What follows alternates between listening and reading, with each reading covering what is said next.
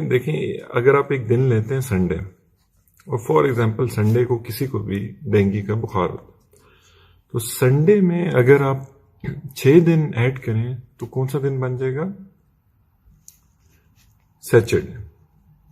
इसी तरह अब आप एग्जांपल लें कि एक बड़ा सारा प्याला है और उसमें आप पानी डालते जा रहे हैं, लेकिन उस प्याले में क्योंकि कुछ सुराख हुए हुए हैं तो वो सारा पानी आपका बाहर चला जाता है, उसमें से कुछ पानी। तो डेंगू बुखार में भी यही होता है। ये डेंगू बुखार एक वायरल बीमारी है, ये एक वायरस कॉज करता है जिसमें आपकी जो खून की नालियां हैं उसमें छोटे छोटे छोटे सुराख होना शुरू हो जाते हैं। जब ये छोटे छोटे सुराख होना शुरू हो जाते हैं आपकी खून की नालियों में, तो इनमें से सबसे पहले जो चीज बाहर आना शुरू होती है वो खून का सबसे छोटा हिस्सा होता है। तो वो क्या होता है? प्लेटलेट्स। तो क्योंकि प्लेटलेट्स बाहर आना शुरू हो जाते हैं इसलिए प्लेटलेट्स आपके कम होना शुरू हो जाएंगे। फॉर एग्जांपल, अगर आपके पहले दिन आपके 170 प्लेटलेट्स हैं, तो दूसरे दिन जब डेंगू बुखार आपको होना शुरू होगा तो दूसरे दिन हो सकता है आपके 150 रह जाए, तीसरे दिन हो सकता है आपके 100 रह जाए, उसके बाद चौथे दिन 75 रह जाए, उसके बाद पांचवें दिन 50 रह जाए। लेकिन जब छठा दिन आएगा तो ये आपके प्लेटलेट्स छठे दिन के बाद, डेंगू क्योंकि वायरल डिजीज है तो ये सेल्फ लिमिटिंग है। ये सेल्फ लिमिटिंग का मतलब होता है खुद ब खुद ठीक होना शुरू हो जाता है। तो छठे दिन के बाद दोबारा आपके प्लेटलेट्स बढ़ना शुरू हो जाता है। लेकिन क्योंकि लोग इस दौरान कोई पत्ते खा रहा होता है, कोई कुछ खा रहा होता है, टोटके कर रहे होते हैं, तो उनको ये लगता है कि शायद ये पत्ते खाने से या इन टोटकों से ये प्लेटलेट्स बढ़ रहे हैं, जबकि ऐसी बात नहीं है। डेंगू के बुखार होने के छठे दिन वो खुद ब खुद बेहतरी की तरफ पेशेंट माइल होना शुरू हो जाता है। अच्छा, अब देखिए, अगर खून की नाली में सुराख हो रहे हैं छोटे छोटे, और सबसे खून का छोटा कुलिया जो सा था प्लेटलेट्स, वो तो बाहर आ गया, साथ क्या चीज बाहर आना शुरू हो जाएगी? साथ आपकी बाहर आना शुरू हो जाएगी वाटर या पानी।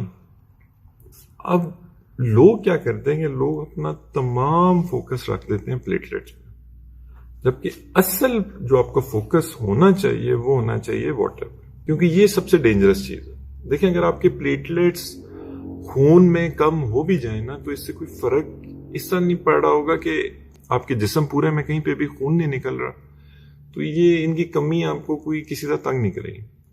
लेकिन अगर आपका पानी, क्योंकि वो जब बाहर आना शुरू होगा और आप डिहाइड्रेशन में चले जाएंगे, तो अब क्या होगा कि आपके पूरे जिस्म में छोटे छोटे अल्सर्स बनना शुरू हो जाएंगे, और अब क्योंकि वो अल्सर्स बनेंगे तो तब प्लेटलेट्स कम होने की वजह से बहुत ज्यादा ब्लीडिंग होगी।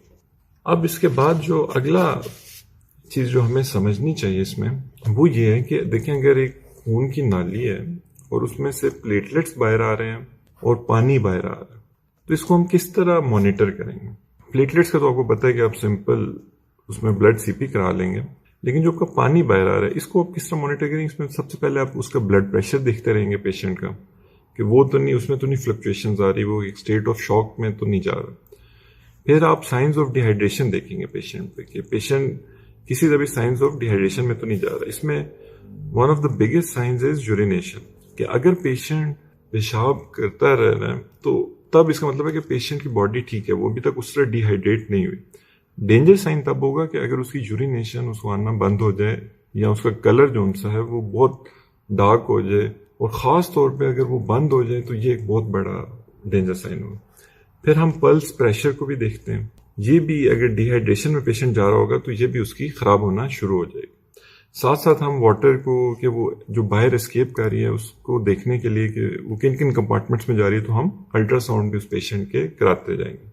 अब डेंगू का एक ही टेस्ट है जो डेंगू स्पेसिफिक टेस्ट है, DS1 जिसे आप कहते हैं, ये अब पहले दिन से डेंगू के पॉजिटिव हो जाता है, और यही सबसे यूजफुल टेस्ट है, क्योंकि बाकी तमाम टेस्ट डेंगू होने के कुछ अर्से बाद पॉजिटिव होते हैं।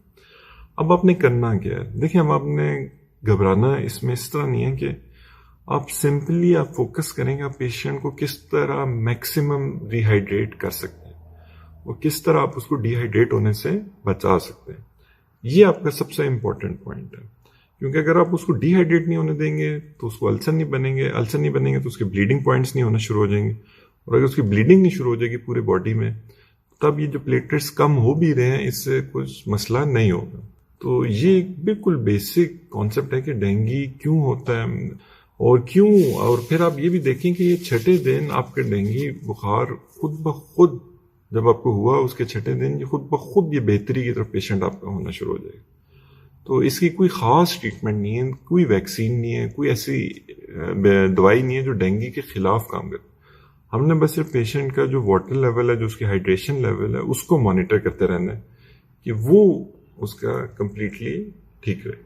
अगर आपको ये वीडियो अच्छी लगी है तो इसको प्लीज़ शेयर ज़रूर कीजिएगा ताकि आजकल डेंगू बहुत ज़्यादा फैला हुआ है, लोगों को पता हो कि ये डेंगू होता क्यों है और ये कि इसमें एक बहुत ज़्यादा खौफ और हरास की हवा भी है। तो वो भी लोगों को जब